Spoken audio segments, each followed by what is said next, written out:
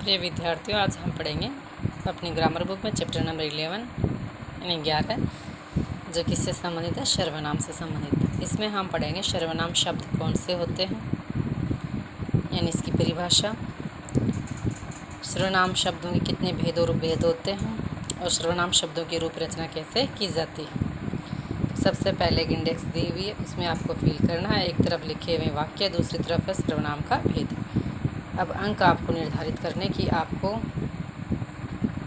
प्रत्येक एक अंक है, तो 6 अंक में से कितने मार्क्स आए हैं वो फिल करके आप सबमिट करवा दें।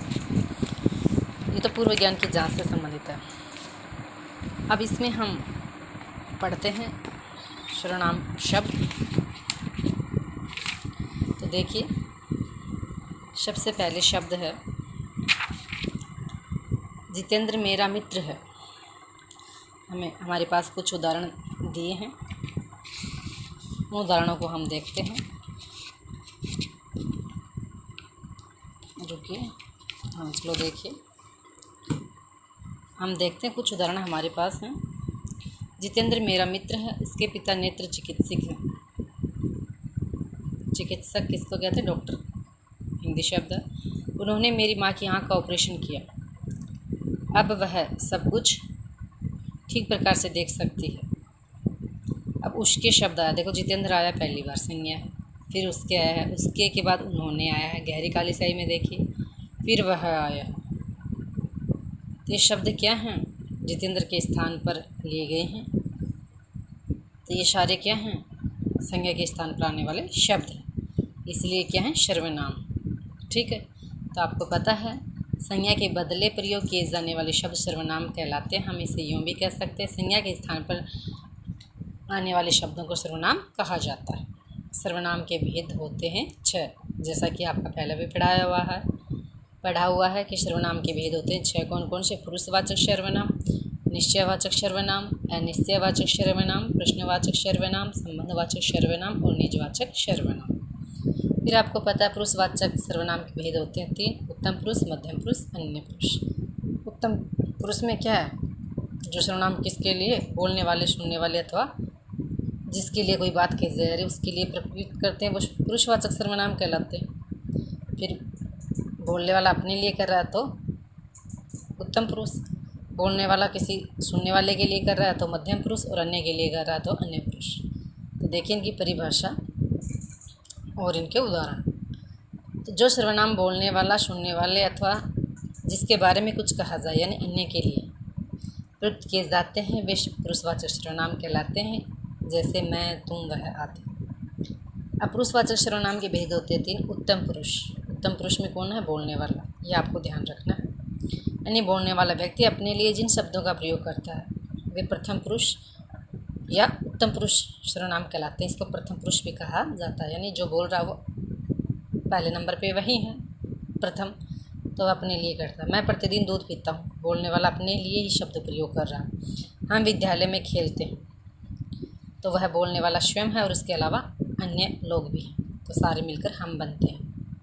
मैं और मैं से बनने वाला हम और हम से बनने वाले शब्द, जैसे मैं, मेरा, मेरे आदि आ गया, मुझे, मुझको, हम, हमारा इत्यादि।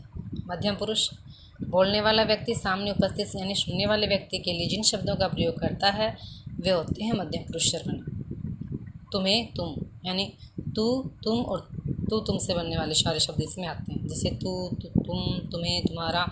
फिर हम मान सम्मान प्रकट करने के लिए कई बार हम तुम शब्द का प्रयोग नहीं करते, आप करते हैं, तो आप भी इसी में आता है, और आप से बनने वाले शब्द जैसे आप, आपका, आपको आदि।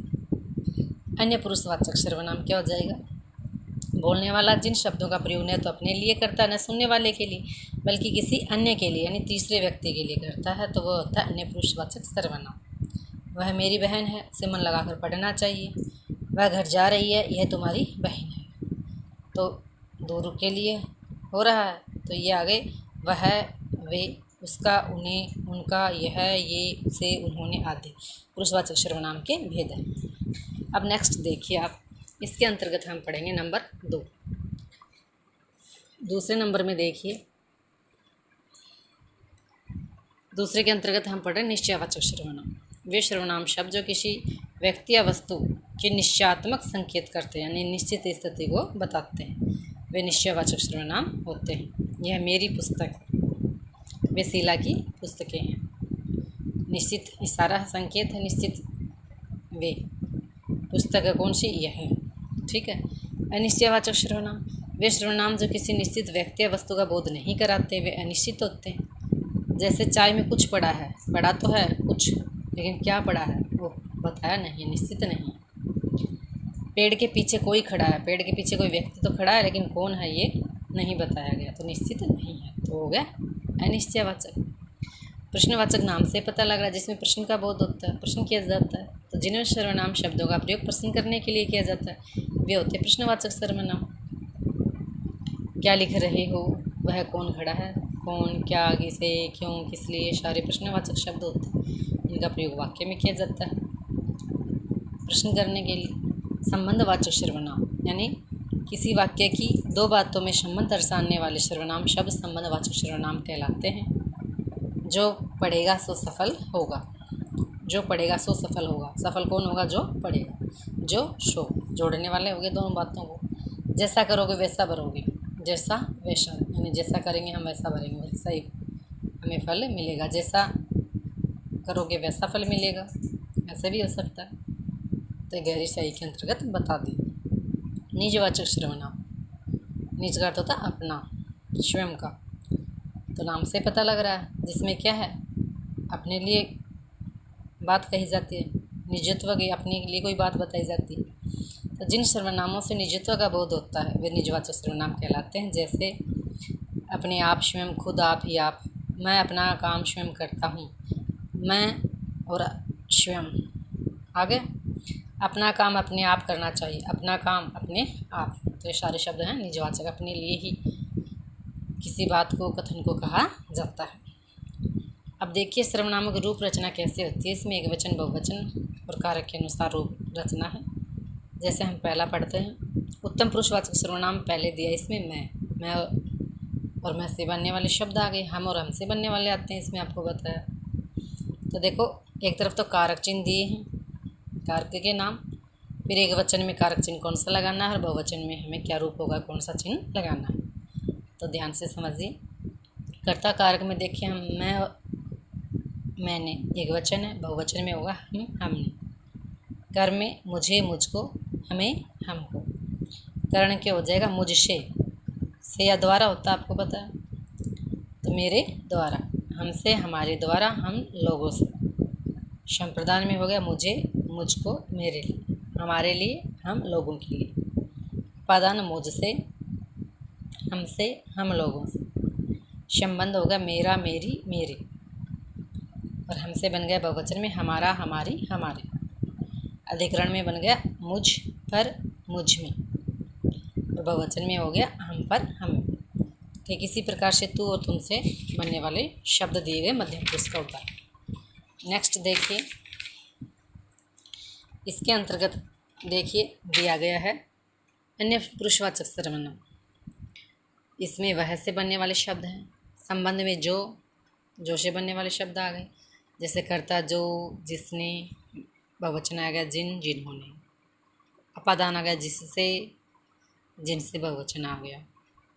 ठीक इसी प्रकार से यह शब्द है, यह से बनने वाले एक वचन, बहुवचन, और अनिश्चयवाचक सर्वनाम शब्द, यह जैसे कोई से बनने वाले शब्द, और अंतिम इसमें दे रखा है कौन, प्रश्नवाचक सर्वनाम शब्द कौन। तो जैसे कर्ता के अनुसार हो गया एक वचन में कौन, किसने, बहुवचन हो गया उन्होंने, किन्होंने, किन लोगों ने। करण हो गया किससे, किसके द्वारा, किन से, किन लोगों से, किन के द्वारा, हो गया बहुवचन। संबंध में होगा किसका, किसकी, किसके, एक वचन, बहुवचन में किनका, किनकी, किनकी। अधिकरण में बन गया किसमें, किस पर, बहुवचन में आ गया, ये तो एक वचन हो गया, बहुवचन में आ गया किन में, किन पर। तो इस प्रकार से सारे के हैं सर्वनाम शब्दों की रूप रचना है कि हम कारक चिन्ह के द्वारा एक वचन, बहुवचन में किस प्रकार से शब्दों का निर्माण करते हैं। इसमें आपने देखा सर्वनाम शब्द, उनके भेद, उनकी परिभाषाएं और रूप रचना। Thank you.